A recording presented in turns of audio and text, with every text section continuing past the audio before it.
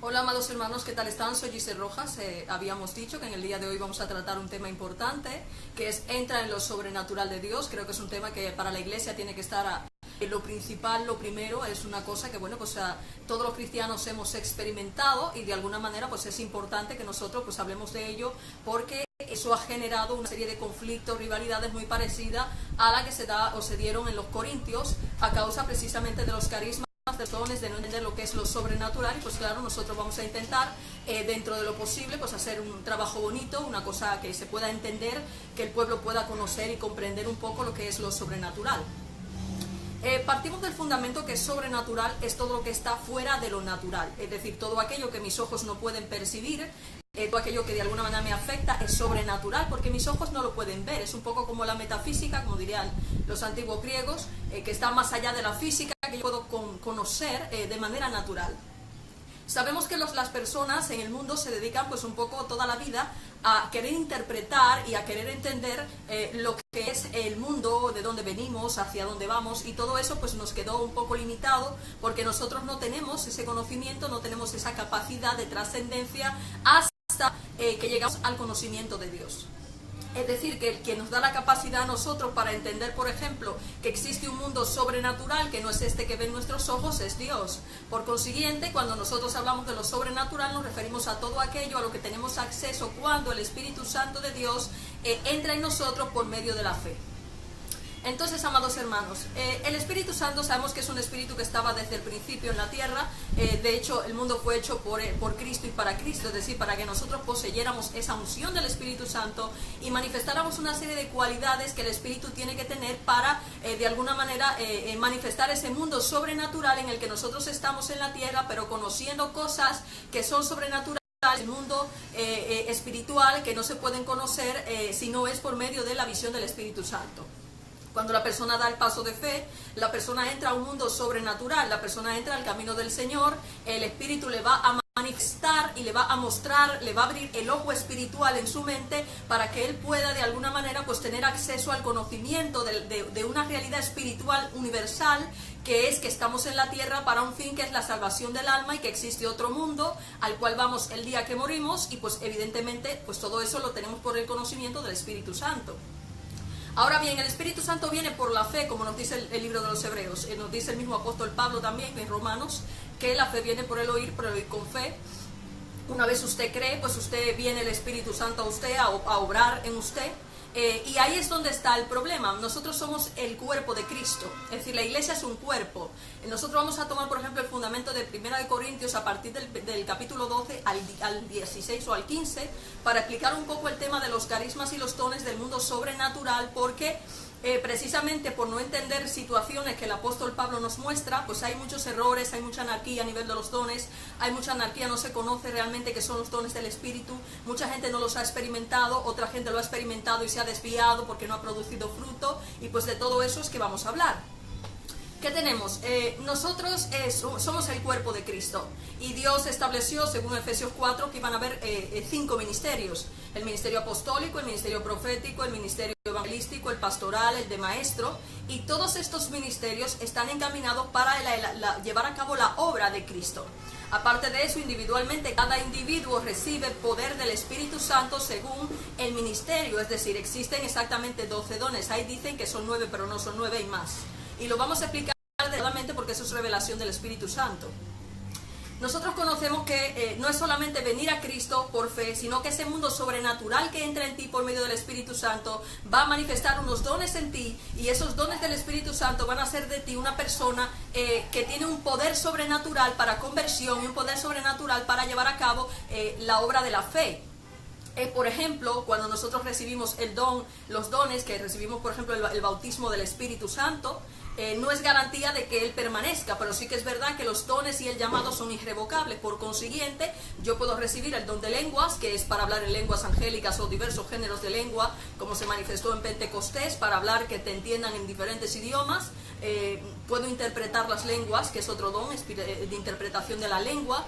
Tengo también el don de sanidad, o sea, puedo recibir el don de sanidad para las diversas enfermedades, impones las manos y la persona sana. Puedo recibir el don de profecía, por medio del cual yo puedo profetizar una palabra de parte de Dios para edificación de la iglesia, sea del futuro o sea para amonestación o para lo que sea de parte de Dios, pero la profecía tiene un trasfondo mucho mayor y es la revelación de la palabra.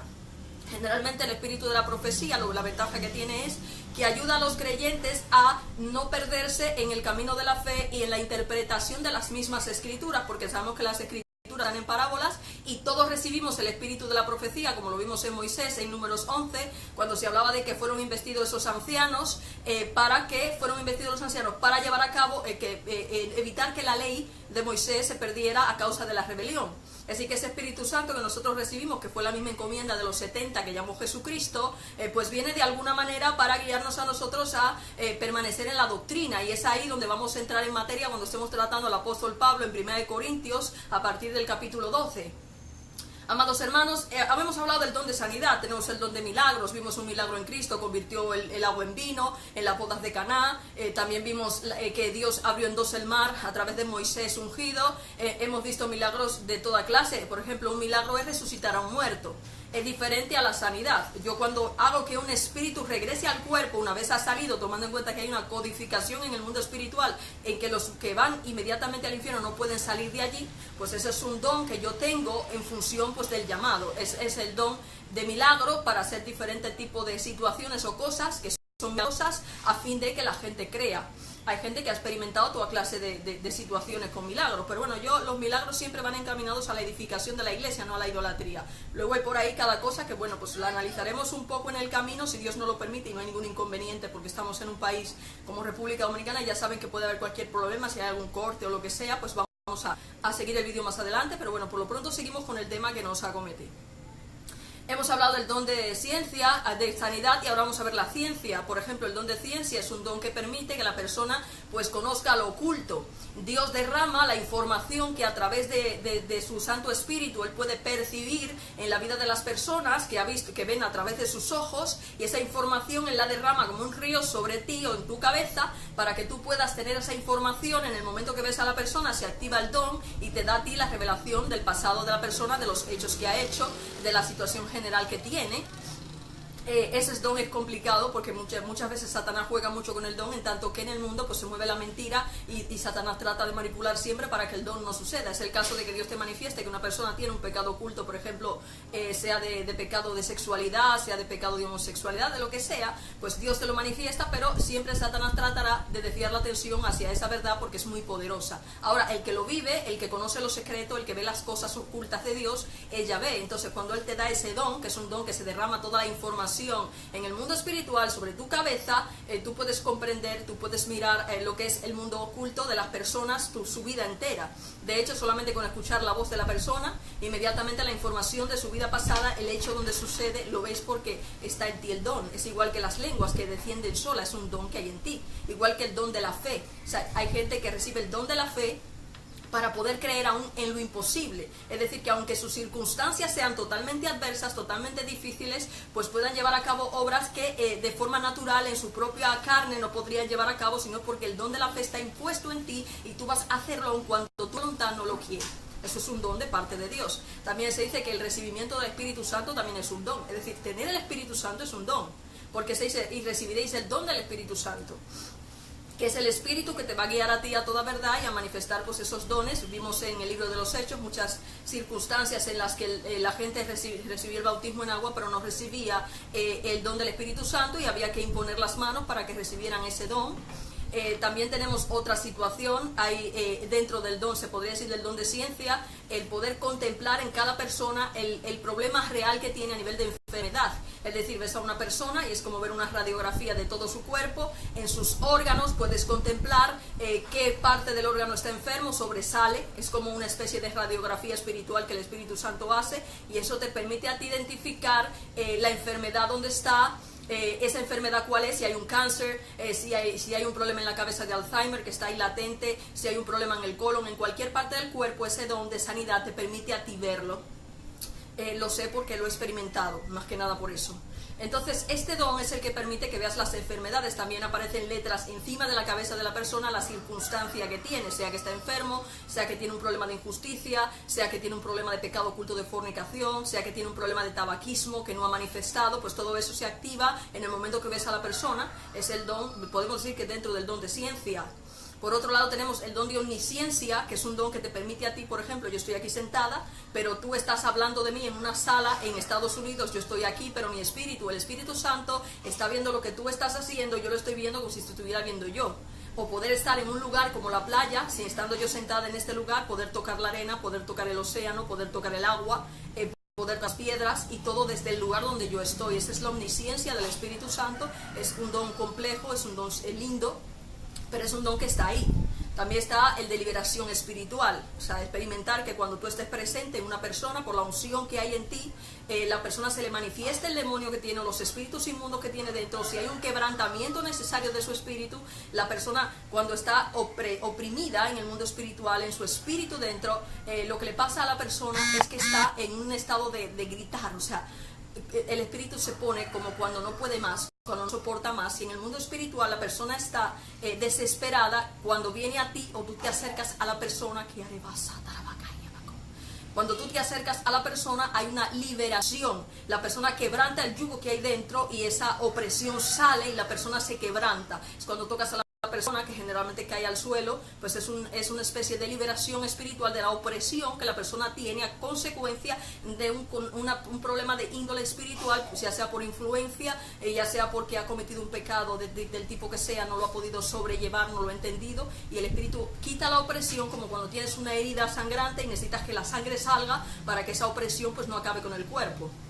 Mi alma alaba la gloria de Dios. Entonces, ese es uno de los dones, pero también tenemos cuando la persona está endemoniada ilegalmente, porque en el mundo espiritual, las personas que tenemos el don de discernimiento de espíritu, sabemos que cuando una persona está completamente bajo huestes espirituales de maldad, ellos no tienen cuerpo, ellos salen de ti, se meten en otro y te habla el mismo espíritu a través de ellos. Por eso Cristo podía identificar a Satanás dentro de Pedro y hablarle directamente a él: ¿qué haces ahí? Es decir, Señor te reprenda.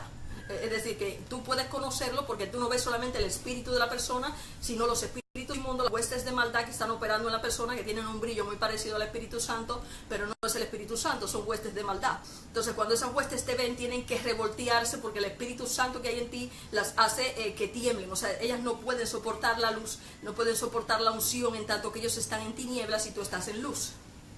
Entonces, aparte de estos dones, hemos ido explicando un poco lo que es el mundo sobrenatural de los dones. Hay un inconveniente con el pueblo de Dios. Experimentar este tipo de poderes, yo cuando me convertí, que yo empecé a experimentar, yo llegué a irme en mi mente, o sea, mi espíritu se trasladó a los principios del mundo, desde ver al padre Abraham allí caminando por el desierto con un bastón, con un cuerpo casi tosco, y flipar porque estás viendo a miles de años detrás de ti cosas que ha visto el Espíritu Santo y te lo está manifestando a ti. Entonces, todo eso te hace a ti también ver el mundo espiritual, te hace ver en el cielo las cuestiones celestiales. Yo veía las mansiones celestiales aquí mismo en la tierra, iba caminando, iba conduciendo el coche y veía inmediatamente que los edificios se transformaban en edificios de oro, pero era porque nosotros estamos en un mundo falso, nuestro mundo es una ilusión, nuestro mundo no es real, nosotros estamos en un mundo limitado a la carne. Entonces, cuando el Espíritu Santo te da a ti el poder de acción espiritual, tú puedes ver el mundo espiritual real, y es algo tan hermoso, tan indescriptible, que tú te quedas mal, porque claro, es el mundo real, en donde la belleza es belleza, la verdad es verdad, el oro es oro y tiene vida. Es decir, eso es el mundo real. Entonces, ¿qué pasa? Cuando se experimenta este poder, que fue lo que Cristo experimentó cuando Cristo llegó y se bautizó, se corren dos riesgos. Hay gente que nunca experimenta poder. Yo me sorprendo en las iglesias que veo gente que lleva 40, 30 años y no ha experimentado ni siquiera discernimiento de espíritus. Tienen varias razones. La principal es la fe. Es decir, la Biblia dice a través del libro de los Hebreos en su capítulo 11 que sin fe es imposible agradar a Dios. Y es necesario que el que se acerca a Dios cree que le hay. Hay mucha gente que se acerca a Dios y por diferentes razones, o bien el diablo a través de la misma escritura y le quita del corazón la verdad, o bien la persona se deja llenar de las cosas del mundo o no tiene su corazón recto delante de Dios, y lo que hace es que no puede experimentar nada porque no tiene fe, no cree. Es decir, yo para experimentar un milagro, para experimentar algo de parte de Dios, dice que Cristo hubo lugares donde no pudo hacer un milagro porque la gente no creía. Es decir, que los milagros también están supeditados a no solamente la fe mía, sino también la fe de aquellos que lo ven, porque los milagros tienen esa condición. Entonces, ¿qué es lo primero que hace Jesucristo? Cuando tú recibes el Espíritu Santo, que tú empiezas a caminar en lo sobrenatural, tú ya sales del mundo, tú empiezas a caminar en el desierto espiritual de Dios, eres introducido en el Edén espiritual de Dios, tú a través de las Escrituras vas a tener la misma condición que tenían Adán y Eva antes de la caída. Por eso el libro de los Hebreos se cuida de decirte que ya no estamos bajo rudimentos antiguos para hacer nuestra voluntad, ni volvernos a las obras de la ley, sino que estamos para caminar por la fe, para hacer la voluntad del Espíritu Santo, que es el que nos va a llevar aquí a Rebasa Cabacay. Nos va a llevar a toda verdad para poder nosotros manifestar en nosotros el poder de Dios. Y el poder de Dios, como decía Cristo, es desarrollar milagros, vamos a hacer prodigios, vamos a hacer sanidades, pero esto no es suficiente. Cuando los 70 llegan, que están investidos no de arriba, porque todavía ellos no estaban investidos de arriba, están manifestando poder, los demonios se les sujetan, pero fíjate lo que hace Yahvé en Lucas 10, 17, 20, les dice, oye, no os maravilléis de que los espíritus se os sujeten, os parece algo muy grande, muy maravilloso, pero alegrados porque esté vuestro nombre escrito en el libro de la vida. Quiere decir que el poder no me garantiza a mí que mi nombre está escrito en el libro de la vida, y además de esto les dice, yo veía a Satanás caer del cielo como un rayo. Pero ¿qué es lo que le está diciendo Cristo? Le está remitiendo a Apocalipsis 12 con la rebelión de Satanás en el Edén, a la cual estamos expuestos también nosotros cuando, recibiendo, como nos dice Dios, de Satanás en Ezequiel 28, toda la naturaleza de Dios, todo el conocimiento de Dios, toda esa verdad de Dios, de repente nos dejamos tentar por la serpiente que también iba a estar en el Edén, en ese otro árbol diferente, para tentarnos a volvernos atrás del santo mandamiento. Y es ahí donde entra en juego Corintios. El apóstol Pablo ahora sabemos que fue usado por Dios para manifestar una tentación a la iglesia, pero también darle una salida. ¿En qué nos interesa esto? Si nosotros vamos al libro de los Corintios, su capítulo 1, y observamos lo que Pablo dice en el capítulo 12, que empieza diciendo que nadie puede llamar a Cristo maldito, les está hablando de los carismas. Los corintios eran pues una sociedad, era una iglesia que había surgido allí, que Pablo estaba tratando de instruirla. Ellos habían recibido muchos carismas, habían recibido muchos dones, estaban alucinados porque eran dones muy espectaculares. Imagínense ustedes una persona de calle normal manifestar un don de ciencia y decirte de ahí a ahí, oye, tú has hecho esto, esto y esto es una cosa brutal, porque es algo sobrenatural y la gente tiende a engreírse y a ensoberbecerse y a querer obviamente que lo vean. Entonces Pablo está intentando hablarles a ellos, pero Dios a través de Pablo hace una obra perfecta. Y perdónenme que le diga, pero es una cosa alucinante. Y el que no es un poco inteligente con Pablo fácilmente se va al infierno, pero de cabeza. Y ahora vamos a explicar por qué.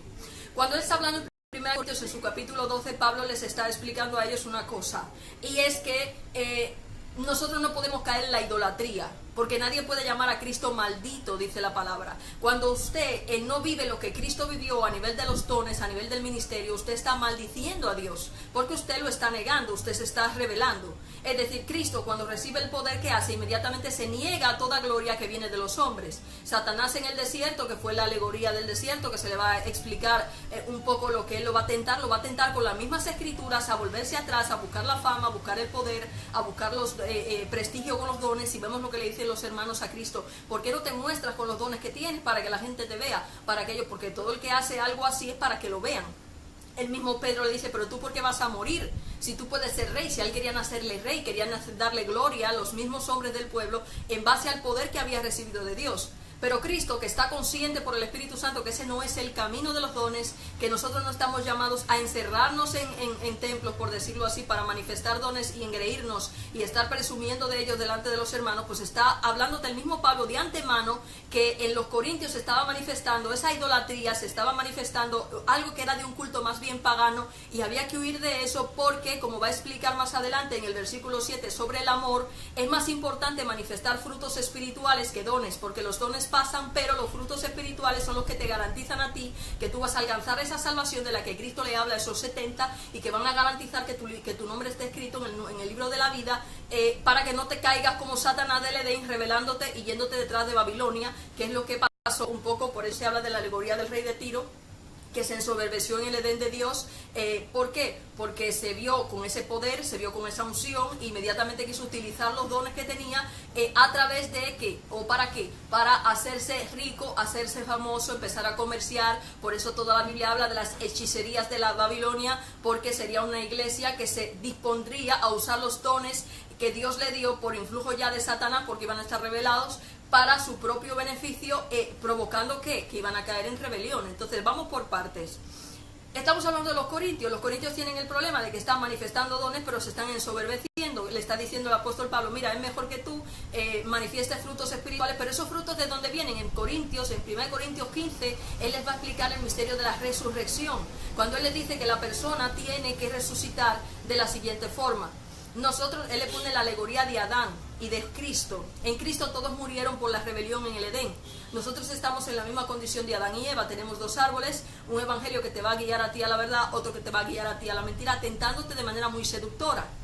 A que tú desobedezcas al Espíritu Santo, a que tú busques la gloria de este mundo en el mismo pueblo, porque fue en el mismo pueblo que Dios lo probó y lo tentó, para que te rebeles, y una vez te rebeles formes parte de los impíos que mataron a Cristo, porque eso es lo que hace ese misterio de iniquidad del que hemos venido hablando, que tú, por no darte cuenta de la situación, por no entender la situación, termines rebelándote tú mismo en el Edén y cayendo de la gracia de Dios y empieces a manifestar poder, pero ya por influjo de Satanás, porque el Espíritu Santo te va a dejar. Y ya eso lo que vas a hacer es que te vas a ir detrás de la mentira. Por eso el apóstol Pablo, cuando habla sobre el amor en el capítulo 14, ya en adelante le hace una salvaguarda a ellos. Aparte que le da la tentación diciéndole que en la asamblea deben manejarse de esta manera, deben hacer aquello con los dones. Cristo no estableció un evangelio para hacerlo en asambleas terrenales. Ese es el primer problema. El que planteó introducirlo dentro del templo para matarlo fue Jehú, en la alegoría de Jehú y Hazael, que precisamente fue la que se dio con el profeta Elías, donde Eliseo, Jehú y Hazael iban a ser ungidos para los tiempos de los gentiles, que era de lo que iba la alegoría, para meterlos en el templo y matarlos a todos. ¿Por qué lo sabemos? Porque Pablo está planteando un evangelio que es para que usted se mantenga dentro de los templos terrenales, usted se mantenga manifestando dones, haciéndose usted un testimonio, haciéndose usted famoso entre el pueblo, pero eso lo hace el diablo, eso no lo hace Yahvé, eso no fue lo que Cristo nos manifestó a nosotros. Entonces por eso Pablo, cuando te está hablando a ti de los dones y de la importancia de la profecía, ¿por qué es importante la profecía? Porque tiene que ver con la revelación profética, y en el capítulo 14 te remite a Isaías 28, donde precisamente se habla de la embriaguez de Efraín, que era un pueblo que iban a hablar en lenguas extrañas, y te habla de que eso se refería a nosotros, porque Pablo dice, ese pueblo que Dios le iba a hablar en lengua extraña y en tartamuda era a los gentiles.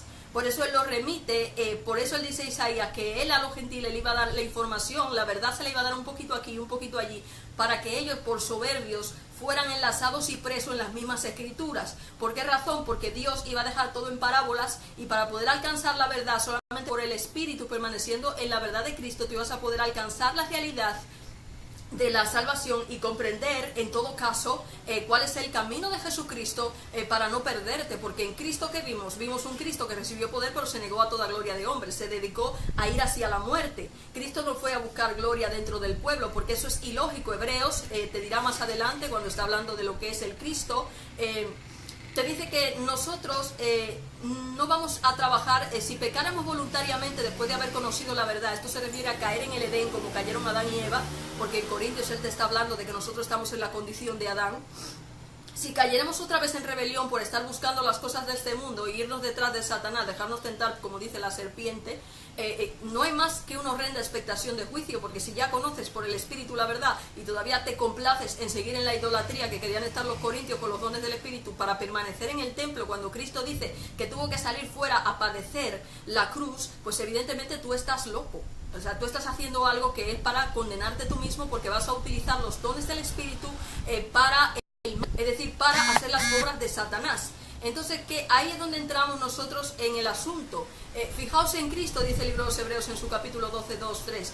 El autor y consumador de la fe, el cual, propuesto el gozo delante de él, se negó a aceptó toda ignominia, toda humillación, toda persecución y tal contradicción de pecadores dentro de su mismo pueblo, a fin de poder llevar a cabo la obra de glorificación de Dios. Por eso el apóstol Pablo, en 1 Corintios 15, cuando habla de la forma en que resucitan los muertos, te dice que se siembra en corrupción para cosechar en incorrupción. Se dice que se siembra en cuerpo animal para cosechar, o sea, resucitar en cuerpo espiritual, porque en Adán morimos y teníamos un cuerpo animal a causa de que de la ley nosotros cuando recibimos la tentación de volvernos a la ley a través de ese árbol malo, ese evangelio diferente, como hemos venido explicando en todos los demás temas, recibimos esa tentación y abandonamos la gracia, nos rebelamos contra el Espíritu Santo, inmediatamente ¿qué va a venir sobre nosotros? Que nos vamos a poner a juzgar nosotros las cosas de Dios, a operar nosotros en el mismo Satanás, y es donde nos va a venir el problema. Por eso Pablo dice que carne y sangre no pueden entrar al reino, tiene que morir la carne. Es decir, usted tiene que sembrar y lo que tú siembras tiene que morir antes. Si yo no muero a nivel de la ley, de eso va Gálatas 3, de Gálatas 5, si yo no muero en la ley, como dice Romanos, sabiendo que todos somos transgresores de la ley en tanto que nadie la puede cumplir, porque son los preceptos de ella misma te condenan, en tanto que da igual que yo fornique, que yo mienta, son pecados igual de malos, como dice Santiago 2. Entonces esta condición de la ley nos deja a nosotros a merced del Espíritu. Si nos volvemos a la ley, que es lo que pretende este evangelio, tentándonos seductoramente, como está hablando el mismo apóstol Pablo, aunque te da la salida, te dice tienes que estar dentro del templo, pero Hebreos te dice que tienes que salir fuera, padecer la cruz como Cristo, pues es evidente que es una tentación. Por eso Pablo mismo te va a decir la salida al decirte, recuérdate de los efraimitas en Isaías 28, que a causa de la doctrina mala que tenían la mesa llena de vómitos, por no haber querido permanecer en la profecía verdadera, en el Espíritu, se dejaron tentar por el diablo y estaban pues manifestando a Satanás prácticamente.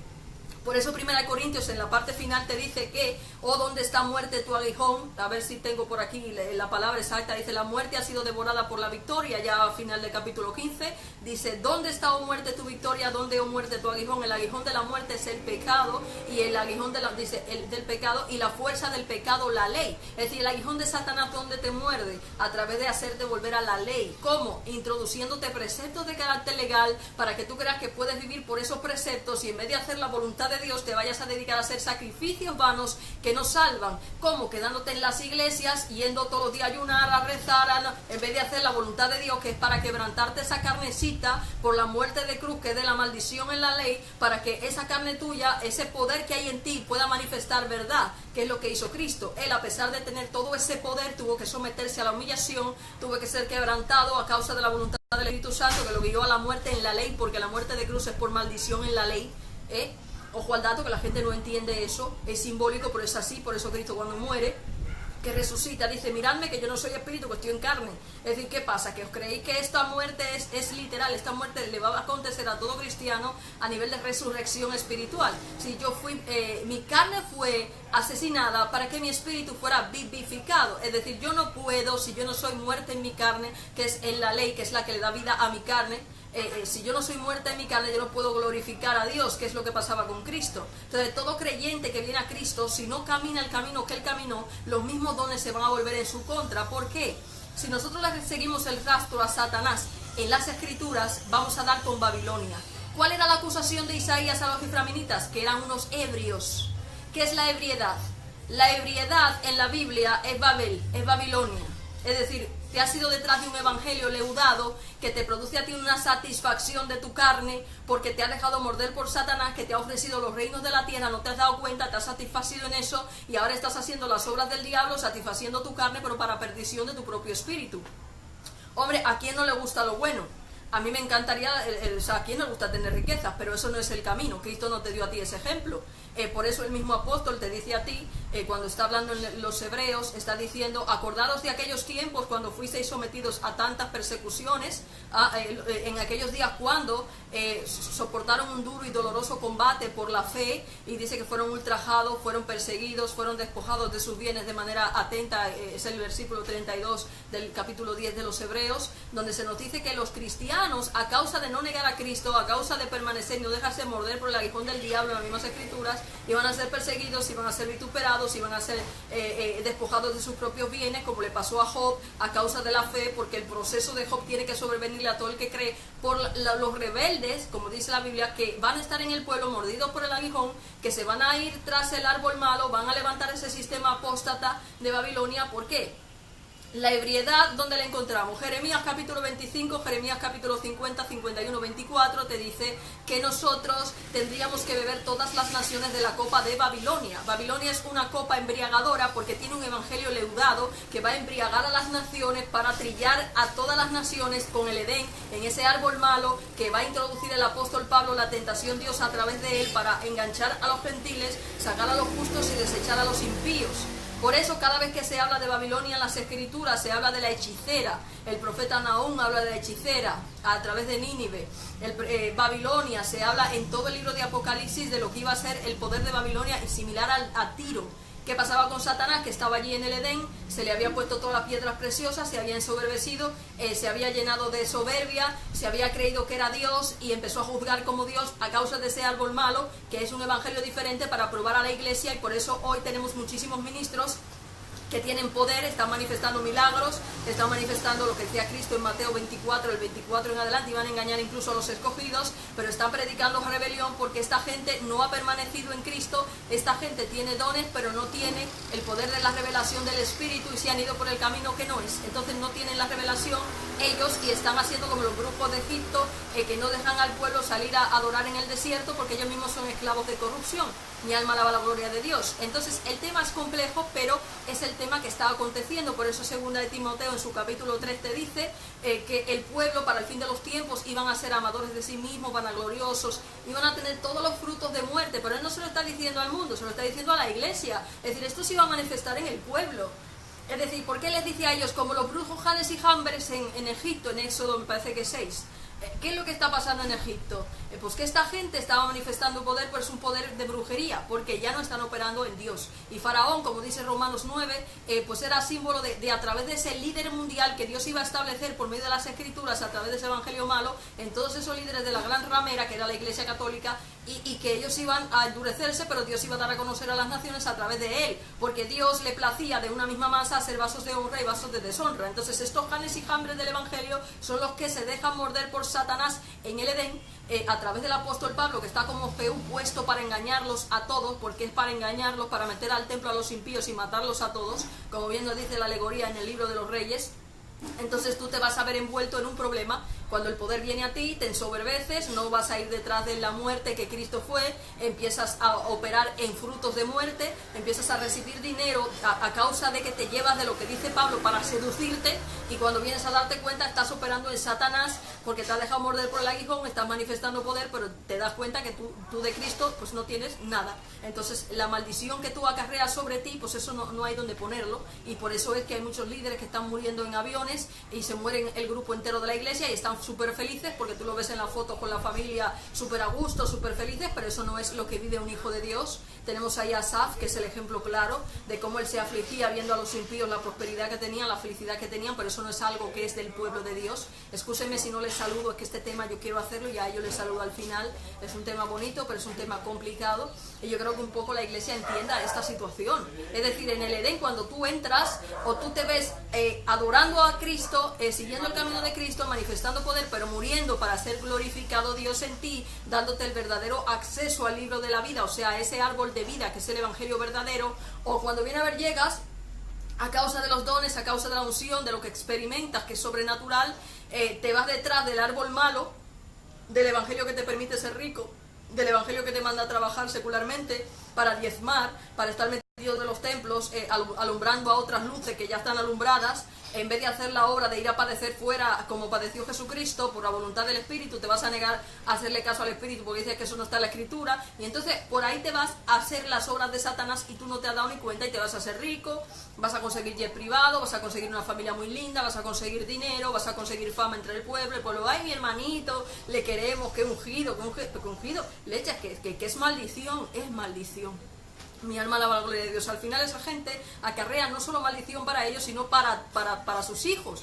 ¿Por qué? Porque tú te llenas de lepra, todos esos frutos de muerte que el libro de los Romanos determina para los que se endurecen en su corazón y se creen que son más santos que Dios, se van a dedicar, como dice Mateo 25, a palear a los hermanos, porque dice que a algunos, dice, y no os dediquéis como los ebrios a palear a los hermanos, como dice Mateo 25, dice, porque se sientan a comer y a beber con los borrachos. ¿Qué se está refiriendo? A los de Efraín, que son los que se van a ir detrás de ese evangelio diferente, leudado, que les permite a ellos embriagarse en el camino del evangelio. No distinguen lo santo de lo profano, porque el camino de Cristo es un camino de ignominia, es un camino de sufrimiento, es un camino de vergüenza, es un camino de renuncia. Entonces usted no puede usar los dones para enriquecerse, porque el que hace eso, como le pasó a Giesi, se llena de lepra. Lo vimos con Naamán, lo vimos porque Eliseo no aceptó el dinero que le dio Naamán, el sirio. Entonces usted no ha visto eso nunca en un profeta. Si usted se pone a mirar la nube de testigos de Hebreos 11, que por eso es que te cita el versículo 32, el apóstol allí, para que veas que esa gente se dejó despojar de sus bienes. Esa gente no estaba buscando gloria de hombres, porque la tentación está ahí, pero eres tú el que sigue la tentación, o eres tú el que decides irte por el camino verdadero, que es la puerta estrecha, que pocos dan con ella, porque no es fácil. A cualquiera no le gusta padecer hambre, a cualquiera no le gusta padecer miseria, a cualquiera no le gusta estar mal, ¿sabes lo que te digo? Entonces, lamentablemente en la iglesia pues hay muchos líderes que tú lo ves ahí haciendo milagros aparatosos, levantando enfermos, curando en estos días, que seguro, no, dice la Biblia en Deuteronomio en su capítulo 13 que Dios le permite a la gente que se le cumplan milagros para meterlos al medio. Y te lo dice claro, te dice, pero vamos a ver, si usted está viendo que ese hombre curó un ciego, vale, es muy aparatoso, casi no hay poder ahora en la tierra, pero ese hombre tiene más ídolos que Satanás encima, el tonto es usted si le sigue, porque Deuteronomio 13 le advierte a usted que Dios lo está probando para ver qué es lo que usted hace. ¿Qué es lo que ha hecho Dios con nosotros? Le ha permitido poder a muchísima gente que ha ido detrás de la rebelión, de buscar salvarse su vida en el Evangelio, de hacerse rico, de tener un testimonio de hombre, cuando Cristo a ti no te mandó a eso. ¿Para qué? Para probar a los idólatras que se complacen en eso, y mientras más se complacen, más ira tienen encima. Porque Primera de Pedro 2 y Judas 1 te hablan a ti de lo que pasa con los que se vuelven a la corrupción, esto es a la rebelión, a buscar las cosas de este mundo. Las cosas de este mundo en la iglesia no son solamente, ay, que yo fumo, que yo bebo, que yo... No, eso no es solamente el mundo. Porque el camino de los sacerdotes de Yahvé es muy diferente al camino que han seguido todos estos líderes. Un sacerdote no puede tener bienes. Eso es una cosa que está ahí, eso no me lo he inventado yo. Eso ningún profeta lo vivió. O sea, usted no puede tener bienes. Para eso se dio la división de los bienes en el libro de los Hechos, en la que todo el mundo renunciaba, vendía lo que tenía y lo repartían según la necesidad de cada cual. En el momento que un líder se pone a reunir bienes para sí mismo, a salvarse su nido, como decía el profeta Jeremías, va a incurrir en injusticia porque se va a ir detrás de un salario de iniquidad. Cristo no estableció una iglesia para templos terrenales, es un templo espiritual. Cuando usted se va a querer salvar su vida en el Evangelio y a querer buscar gloria en el pueblo, pues usted se lo va a llevar el diablo, literalmente. ¿Por qué? Porque ese sistema está pensado, es el sistema de Babilonia, para que usted se llene de ídolos y use los dones que Dios le dio para salvarse su vida, para ganar fama, para ganar poder, pero todo eso es del diablo, eso no es de Cristo. Cristo no vivió eso ni te lo enseñó tampoco. Por consiguiente, hermanos, este es el problema y es el tema que yo quería a ustedes hacerles entender hoy, hacerles ver hoy. Es un tema difícil, la salvación o lo que es la vida en el Espíritu no se trata de apariencias, no se trata como la gente dice, la santidad consiste en la obediencia. Si usted no obedece al Espíritu Santo en la gracia, usted no está en la gracia, usted está en la ley. Porque hay mucha gente que dice, ay, que yo no soy legalista. No, usted sí es legalista, pues en el momento que usted quiere vivir por los preceptos de la ley y usted se cree que porque haga muchas obras usted se merece la salvación, pues está usted listo. Si fuera por obras, mira, hablan de la predestinación, dicen, es que no hay predestinación. No, perdón, usted, Cristo, hacía siglos antes de nacer Cristo, pues se había hablado que venía un ungido, que venía el Mesías, que iba a hacer esto, que iba a hacer aquello. ¿Qué iba a hacer Cristo? ¿Rehusar algo que venía la Biblia diciéndolo miles de años? No, todo lo que hacemos es porque somos siervos inútiles. Ya Dios lo preparó de antemano para nosotros. Haga la obra que haga yo, lo que yo recibo, lo recibo de parte de Dios. Debo darlo gratuitamente. Se lo dijo a los discípulos, lo que os doy, dadlo gratuitamente. Tanto cuesta entender eso. Andaban Juan y Pedro sin dinero, no tenían nada. Cuando fue un hombre que estaba tullido a decirle, dame una moneda, le dijo, no te doy una moneda, pues te doy el poder, que es mejor.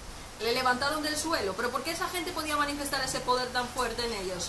Porque esa gente había renunciado a todo y Dios se complacía en hacer otra cosa. El libro de los Hechos dice que la gente que se salva es Dios que la trae, no eres tú que la buscas. Hay gente que se cree que la obra del Espíritu Santo pues es de ellos que las hacen.